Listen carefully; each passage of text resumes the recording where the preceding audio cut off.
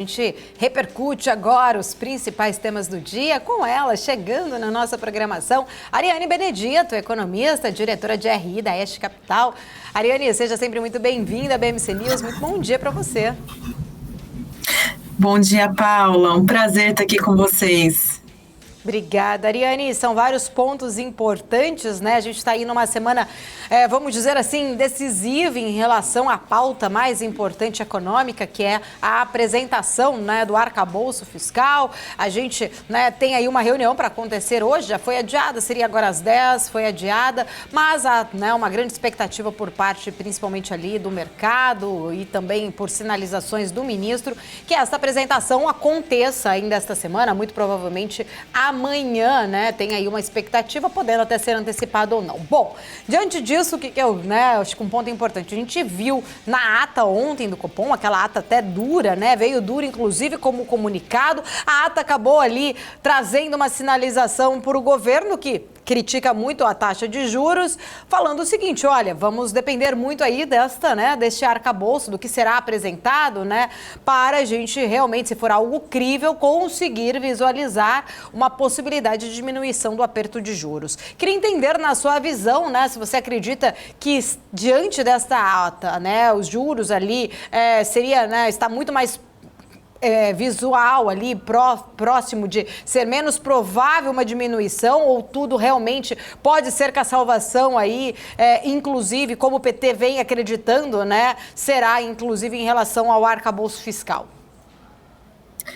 É isso mesmo, Paula. O tom mais duro na ata, né, que revalidou ali o que veio no comunicado e que não era o esperado pelo mercado, e muito também se questiona o resultado que nós tivemos da Bolsa ontem, o comportamento do dólar, em comparação aos juros curtos, né, que acabou fazendo uma abertura e um alívio na curva longa, né? Exatamente por essa questão do arcabouço fiscal, que existe essa expectativa para que ele seja divulgado ainda essa semana. A Haddad falou a público, né, que traria e que essas conversas de hoje e amanhã, né, que também tem agenda aí para, caso não seja conclusiva hoje, mas que se estenda no máximo até amanhã, para que seja divulgado o quanto antes. Entretanto, já foi colocada uma data limite ali para dia 15 de abril, que vale lembrar que a data também de entrega máxima ali para a LDO, e o que vem por esse arcabouço fiscal é realmente o grande esperado. Não adianta somente ser divulgado, né? O Banco Central também revalidou isso na ata, conforme foi colocado no comunicado, que deve ser sólido e crível, né? Ou seja, tem que ter aderência pelo mercado, senão também não há muito sentido somente a divulgação por prazos a serem entregues, tá? Então, o que espera, acho que ficou bem claro ali o que a autarquia espera, além da responsabilidade, obviamente, de cumprimento de como as leis fiscais vigentes devem ser abordadas dentro do arcabouço, e tratadas algumas mudanças institucionais via ferramentas, que acredito que não há tempo hábil, né, para discussão desta segunda parte. Então vai ficar por conta das discussões de receitas, despesas, essa troca que foi colocada para jogo entre o que é despesa e o que será investimento, né? Que o mercado anseia ali por essa amarração e por essa responsabilidade, que é não deixar nenhuma dessas contas ficar fora do que a legislação ela traz hoje para a gente, e tratar de forma secundária qualquer tipo de mudança necessária, e que seja feito de forma gradual, e o que torna crível, né, o arcabouço fiscal. Essa questão de ser factível ou não vem desta possibilidade, né, de ser gradual essa discussão. E aí também vale lembrar que, por mais que seja apresentado e que o mercado olha agora é o que vem no arcabouço, a votação ainda fica muito para frente, né? Observando ali a dinâmica das casas, Câmara, Senado, a gente sabe que uma votação da LDO, ela geralmente acontece lá para fim de maio e junho. Então ainda tem muita água para correr debaixo dessa ponte, mas de forma primária a gente espera ali o que realmente vem de tanta novidade que eles discutem ali nos últimos meses, dentro dessa questão do arcabouço fiscal. Ariane, bom dia. Felipe falando aqui, prazer falar contigo. A gente vê que essa discussão acaba mexendo muito com as expectativas do mercado, né? Ontem, com a ata do Copom, o mercado acabou ficando animado com o tom duro, com as mensagens que o Banco Central deu para o governo, e o governo, se o governo entender o que a gente quer dizer, basicamente o Banco Central disse, a gente tem um espaço para baixar juros. O mercado gostou, a Bolsa subiu mais de 1,5%. Agora, hoje, a gente teria, né, essa reunião do Haddad com o Rui Costa para fazer esses últimos ajustes do arcabouço. A reunião foi adiada, o mercado começou subindo, já deu uma retraída ali, ficando no 0 a 0, todo mundo monitorando essa situação. Os atores do mercado, os investidores, estão muito na expectativa, né, do que vai sair para tomar alguma decisão. A gente vai ver um mercado parado até descobrir exatamente o que tem nesse arcabouço. A gente pode ter alguma movimentação talvez mais direcional para um lado ou para o outro, para algum setor, enquanto não temos esse arcabouço. Como que você está vendo essa dinâmica do mercado, essa dinâmica dos investidores no Ibovespa nesse momento, Ariane? Bom dia, Felipe. Com certeza a gente pode observar uma movimentação mais lateral para o mercado enquanto não há nenhuma informação, né? Entretanto, a gente tem outros fatores ali que pode trazer uma movimentação para o fluxo, né? Como o cenário internacional.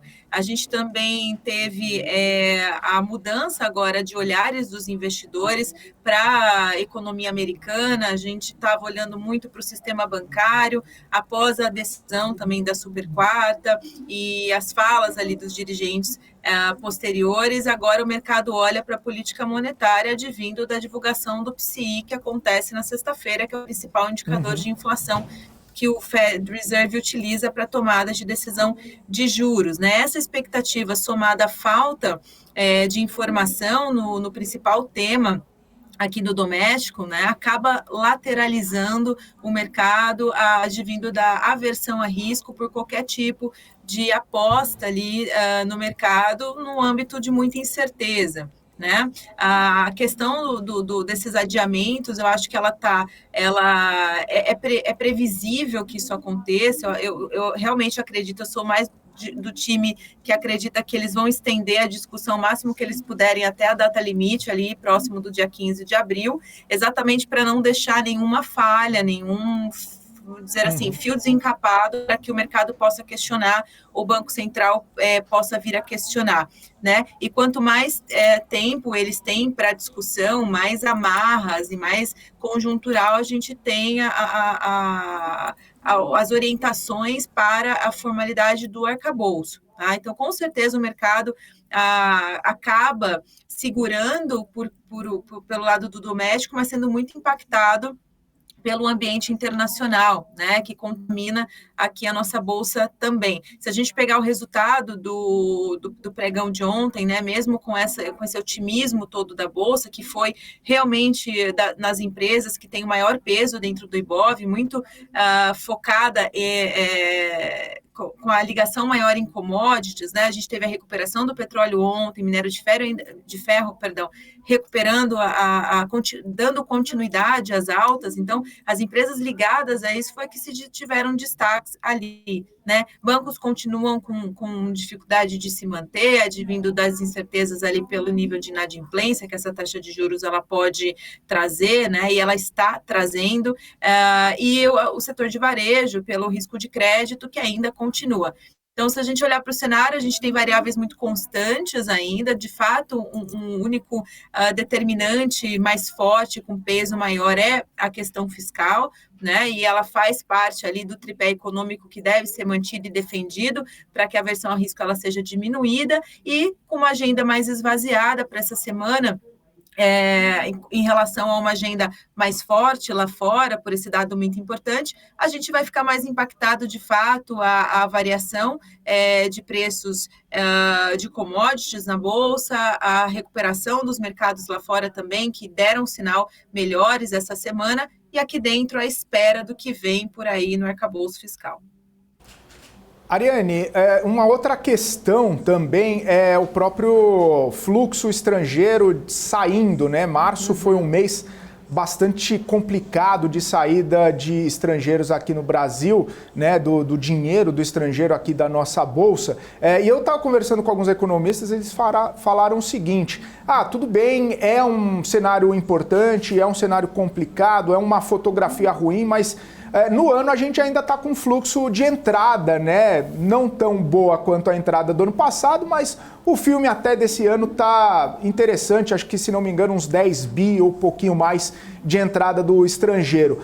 Mas essa foto ruim pode preocupar se a gente traçar um marco agora de março para frente, principalmente com esse cenário externo de alta de juros lá nos Estados Unidos, o investidor colocando o seu dinheiro num risk-free ali, né, no investimento lá fora, olhando para o Brasil, talvez não na Bolsa, mas numa renda fixa que está pagando um juro bom e importante. É um cenário que pode se agravar ainda mais diante de todo esse cenário que a gente estava conversando? Pode sim, Felipe. Geralmente, início de ano, a gente tem uma entrada maior, isso é muito comum, é um comportamento padrão ali quando a gente compara ano após ano, né? E realmente a gente teve, infelizmente, um fluxo muito menor do que o esperado. A gente teve uma surpresa em 2021, a gente teve uma surpresa em 2022 e, obviamente, entraríamos ali com uma expectativa igualmente, né, ou superior do ano anterior, e não é o cenário que a gente está vivendo. Ao longo do ano, esse fluxo ele vai diminuindo, né? Porque a carteira do investidor ele vai mudando e vai sendo ajustada com os dados que são divulgados de início de ano, e por isso essa mudança na carteira do investidor estrangeiro, ou seja, a opção dele, né, de direcionamento de fluxo. Então, dito isso, é esperado que a gente tenha, sim, uma piora, possa ter uma piora ali do fluxo, apesar do Brasil estar muito descontado, isso é um consenso, né? O que realmente segura que o fluxo venha para o Brasil são as incertezas do risco país, né? O que vai permear a magnitude dessa consistência, né? O quanto que isso vai perdurar, por quanto tempo a gente vai ficar ainda nessas discussões que podem desancorar ali os horizontes mais longos, né? Tendo isso resolvido, trazendo esses pontos de confiança para o nosso país, eu acho sim que o estrangeiro vai olhar o Brasil com um pouco mais de afinco, um pouco mais de prioridade, né? Porque querendo ou não, a gente sofre um impacto mais secundário por parte dos acontecimentos do externo e essa desaceleração e preocupação com o sistema bancário dos Estados Unidos, bem como na Europa também, a gente sabe que isso tem um impacto secundário. Por outro lado, a gente tem o nosso principal parceiro, né, a China, que a gente acaba surfando a esteira, isso é histórico, e a leitura da China é melhor, né, a expectativa é melhor, então a gente tem um ambiente no nível de atividade, na questão de crescimento, que pode ser amenizada com essas resoluções que estão de pauta principal, né, que devem, e se forem colocadas como bem o Banco Central colocou, sólidas e factíveis, a gente tem grande possibilidade de fazer uma inversão de cenário dessa desaceleração de entrada de fluxo e ter um resultado ainda melhor para 2023. Mas até o momento, com a conjuntura atual, é mais um sentimento negativo, uma expectativa mais negativa para essa questão do fluxo, né? Mudando isso, eu acho que a gente tem grande probabilidade de ter uma surpresa em relação ao estrangeiro. Eu estou um pouco mais otimista caso a gente tenha essa ancoragem de expectativa e uma resolução do fiscal bem feita.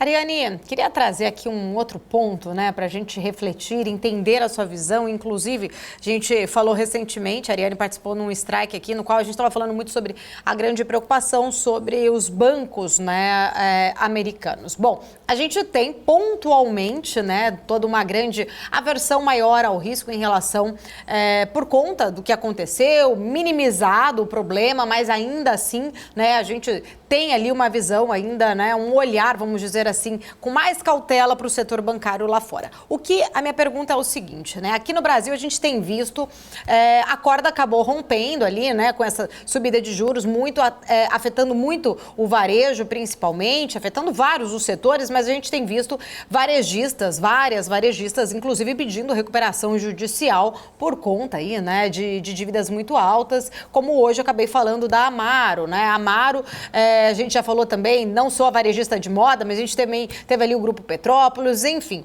A minha pergunta é a seguinte, né? A maioria dessas empresas que entram em recuperação judicial tem dívida com credores que são bancos, né? A lista ali, né, desses credores está baseadamente ali em bancos. Como que você avalia, né, todos esses pontos? A gente tem ainda toda uma questão dos juros altos, a consequência disso no mercado de crédito, as economias, né, principalmente as políticas monetárias, olham muito mais para a questão econômica, para trazer inflação para dentro da meta do que em si a questão do crédito. Mas o crédito tem o seu impacto e a gente tem vivido aqui no Brasil um movimento que a gente está vendo muitas empresas, até ontem noticiei aqui possibilidades de algumas empresas fazerem M&As para realmente, né, conseguirem, né, se sobreviver diante desse cenário difícil por conta desses juros altos, não conseguirem crescer, mas do outro lado, as empresas que estão pedindo recuperação judicial têm os seus credores, os bancos. Você enxerga aí, né, alguma preocupação em relação a estes, né, ao setor bancário, que já tem também, né, essa grande, né, aversão, vamos dizer assim, de risco, como lá fora também, um setor bem sensível que tem se mostrado sensível até diante dos últimos acontecimentos? Sem dúvida, acho que os bancos já estão mudando seu posicionamento em relação à liberação do crédito, à gestão de balanços nesse momento, segurando mais, e isso realmente é a resposta esperada pela autarquia de política monetária, é um movimento esperado que aconteça. Algum setor vai responder de forma mais expressiva a esse aperto monetário. E a gente está vendo que é o que eu chamo de mudança estrutural pós-pandemia, né, do lado ali da demanda, somado, obviamente, às dificuldades ali de oferta também, mas essa mudança estrutural mostra que a magnitude de juros impostas e trabalhadas em anos anteriores demora para causar essa desaceleração, né? A gente ainda tem um valor monetário líquido na economia que possibilita que essas empresas ainda demorem para mostrar e entrar nesse período de recuperação judicial M&A, que é uma situação comum em recessão, ou quando você está entrando numa recessão, né? As empresas que elas têm mais vínculo ali, que sofrem mais com as variáveis macroeconômicas, e que são esses setores, né? Varejo, tecnologia, construção civil, né, acaba sendo mais impactados, é nesse momento que abre oportunidades, porque o investidor não é só o investidor que está no mercado financeiro, o investidor ali do capital produtivo, né, ele vai aproveitar esse momento para aumentar o seu market share, aumentar a sua gama ali, de ramificar as possibilidades de negócio, que em tempo de bonança, quando a gente está em momento de alta da economia, muita estabilidade, isso não acontece. Tá? Então, agora passa a ser uma oportunidade também para essas empresas, e essas ferramentas, M&A, a própria ferramenta de recuperação judicial, que dá tempo para a empresa poder ajeitar a casa, né, desenhar os próximos passos, abre também mais informações diante da execução da ferramenta, que as outras empresas que têm esse interesse em fazer essas operações têm mais clareza de onde e como tal medidas, né? Em relação, quando você tem o M&A, provavelmente você tem a aquisição, você tem a resolução, na verdade, dessas dívidas com os credores, porque a empresa que está tomando também vai adquirir esses passivos e vai ter que cumprir com essas. Do outro lado, a problemática em relação aos credores, você suaviza, vai suavizar, né? Se vai resolver ou não, aí vai ser como essas negociações, porque tem também a questão da rolagem de dívida, então tem N ferramentas que nessas operações, como eu disse, que é normal de acontecer em momentos de recessão ou próximo de períodos de recessão, que podem amenizar a problemática dos bancos, né, com a questão do recebimento dos seus direitos. Mas já que, diante da magnitude do problema que a gente tem lá fora e aqui, acho que os bancos realmente estão mais reticentes, estão ponderando mais, né? E isso que é o que causa essa desaceleração mais brusca do nível de atividade, porque realmente você vai ter só parte do crédito que estava sendo disponível, agora vai ser disponível, e é isso que a teoria macroeconômica traz quando você tem um aperto monetário muito contracionista, uma desaceleração mais brusca, mais rápida. Entretanto, se a gente olhar para períodos anteriores, a gente vê que não é isso que está acontecendo. A gente está com dificuldade, mesmo com esse nível de juros, né, para ter uma desaceleração mais forte. Isso vale para todas as economias, não só para a nossa também, né? Era esperado nos Estados Unidos que a gente tivesse uma desaceleração iminente na indústria, né? Houve essa desaceleração, mas em menor nível do que era esperado. E aí tivemos a surpresa do setor financeiro, né, do setor bancário, que veio aí na sequência dessa desaceleração e com um risco maior, que é o risco da insolvência, né? Não só da questão de balanços ou de resultados, mas de insolvência, que acho que foi um susto, mas que de fato o Banco Central americano incorporou, bem como, né, a atuação dos bancos centrais da Europa, e que estão ajudando a diminuir o risco de ser sistêmico, né, do risco sistêmico e de causar uma contaminação. E só lembrando novamente, né, se a gente olhar para o histórico, a gente vai ver que o Brasil tem um impacto secundário desses acontecimentos por lá. Não quer dizer que não pode acontecer aqui, e por isso que os bancos aqui já já consideram isso no seu balanço de risco, né? Mas o impacto de fato é secundário. Se a atuação por lá for boa, talvez a gente tenha um mínimo resquício dessa crise que acontece hoje nos Estados Unidos e na Europa.